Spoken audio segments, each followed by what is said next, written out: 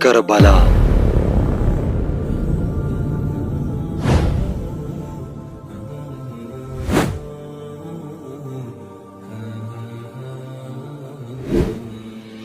اسلام کی تاریخ میں کچھ واقعات ایسے ہیں جو صرف کتابوں میں لکھنے کے لیے نہیں بلکہ دل میں زندہ رکھنے کے لیے ہیں۔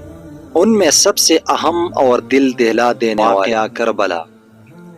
کربلا ایک سرزمین ہے، ایک مقام ہے، لیکن اس سرزمین پر جو ہوا اس کی تاریخ کی گونج آج بھی پوری دنیا میں سنائی دیتی ہے۔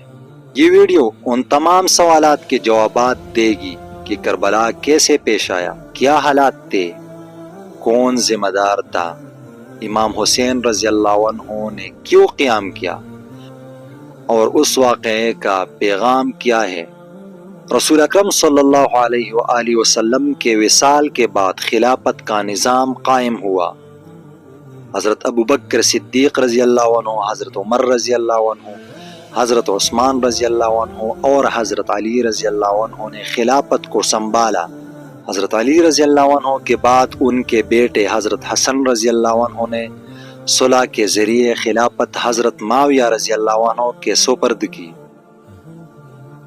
حضرت معاویہ رضی اللہ عنہ کے انتقال کے بعد ان کے بیٹے یزید کو زبردستی خلیفہ بنا دیا گیا۔ یزید کی شخصیت، کردار اور طرز حکمرانی کو بڑے بڑے صحابہ، علماء اور اہل بیت نے قبول نہ کیا۔ امام حسین رضی اللہ عنہ نے حق اور انصاف کے اصولوں پر قائم رہنے کا فیصلہ کیا۔ کوفہ، جو اس وقت عراق کا ایک بڑا شہر تھا، وہاں کے لوگوں نے امام حسین رضی اللہ عنہ کو خطوط لکھے کہ ہم یزید کے ظلم اور ناانصافی سے تنگ آ چکے ہیں، آپ آئیے، ہم آپ کے بیعت کریں گے۔ سینکڑوں خطوط اور نمائندے مکہ مکرمہ میں امام حسین رضی اللہ عنہ کے پاس آئے۔ امام حسین رضی اللہ عنہ نے معاملہ پر غور کے بعد حضرت مسلم بن عقیل رضی اللہ عنہ کو کوفہ روانہ کیا تاکہ صورتحال دیکھے۔ ابتدائی طور پر کوفہ کے لوگوں نے حضرت مسلم رضی اللہ عنہ کا شاندار استقبال کیا، بیعت کی، لیکن بعد میں حالات پلٹ گئے۔ یزید نے عبید اللہ بن زیاد کو گورنر مقرر کر کے کوفہ بھیجا، جس نے سختی سے لوگوں کو دبایا اور حضرت مسلم رضی اللہ عنہ کو شہید کر دیا۔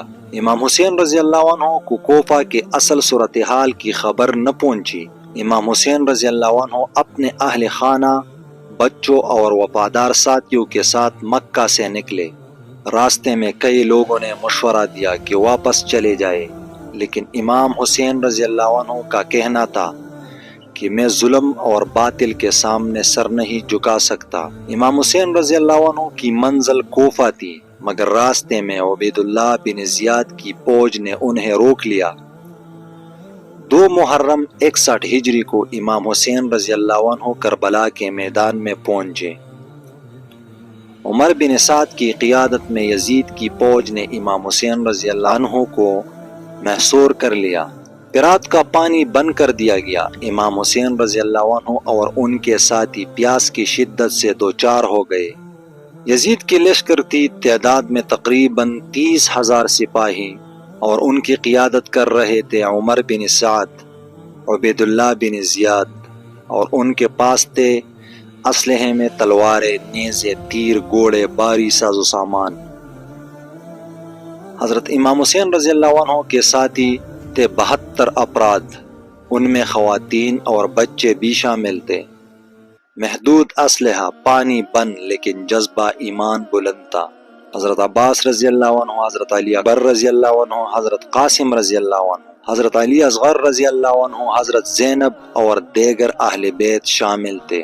9 محرم کی شام امام حسین رضی اللہ عنہ نے رات بھر عبادت کی۔ امام حسین رضی اللہ عنہ نے اپنے ساتھیوں کو کہا کہ جو جانا چاہیے جا سکتا ہے، میں کسی پر زور نہیں ڈالوں گا۔ سب ساتھیوں نے ساتھ رہنے کا عزم کیا، کوئی ایک شخص بھی امام حسین رضی اللہ عنہ کو چھوڑ کر نہ گیا۔ 10 محرم عاشور کا دن، تاریخ کا وہ دن جب کربلا کا میدان خون سے لال ہو گیا۔ حضرت علی اکبر رضی اللہ عنہ، حضرت قاسم رضی اللہ عنہ، حضرت عباس رضی اللہ عنہ اور دیگر بہادر ساتھی ایک ایک کر کے شہید ہوئے۔ آخر میں امام حسین رضی اللہ عنہ خود میدان میں آئے، بے مثال شجاعت دکھائی، مگر دشمنوں کی تعداد اور سازشیں غالب آئے۔ امام حسین رضی اللہ عنہ کو بے دردی سے شہید کیا گیا، ان کا سر قلم کیا گیا۔ شہادت کے بعد اہل بیت کو قیدی بنا کر کوپا اور پھر شام لے جایا گیا۔ حضرت زینب رضی اللہ عنہ اور امام زین العابدین رضی اللہ عنہ نے دربار میں کمال حوصلے سے حق کی گواہی دی۔ یزید کی دربار میں حضرت زینب رضی اللہ تعالی عنہ کے الفاظ آج بھی تاریخ میں محفوظ ہے۔ اے یزید، تو سمجھتا ہے کہ تو نے ہمیں مٹا دیا، ہم مٹنے والے نہیں، ہمارا پیغام قیامت تک زندہ رہے گا۔